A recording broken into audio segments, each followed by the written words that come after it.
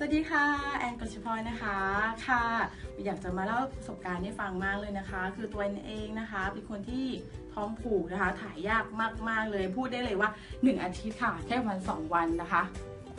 ถ่ายแค่นั้นเองค่ะมีความรู้สึกว่าเฮ้ยเธออยู่ได้ยังไงใช่ไหมคะค่ะนั่นแหละค่ะตอนนี้หมดปัญหาแล้วนะคะเพราะว่าแอนมีนี่ค่ะไฟโตวีนะคะอันนี้ค่ะที่แอนรู้จักตัวนี้ได้นะคะพอดีนะคะ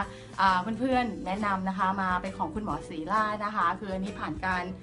สอบเรียบร้อยแล้วว่าดีมากๆนะคะคือหลังจากที่แอนได้ทานแล้วนะคะแค่วันละ1 ซองเนี่ยค่ะก่อนนอนนะคะรสชาติกีวีจากนิวซีแลนด์นะคะอร่อยมากพูดเลยนะคะค่ะก่อนนอนเท่านั้นนะคะตื่นมาค่ะคุณจะมีการขับถ่ายที่ดีมากนะคะแล้วก็พอเราทานไปสักพักนึงนะคะการขับถ่ายของเราก็จะกลับมาเป็นปกตินะคะค่ะไฟโตวีค่ะขอฝากด้วยนะคะตัวนี้มีดีแล้วบอกต่อค่ะมันดีมากๆจริงๆเลยนะคะค่ะยังไงก็สนใจสอบถามรายละเอียดเพิ่มเติมนะคะเบอร์โทรด้านล่างได้เลยนะคะค่ะไฟโตวีค่ะ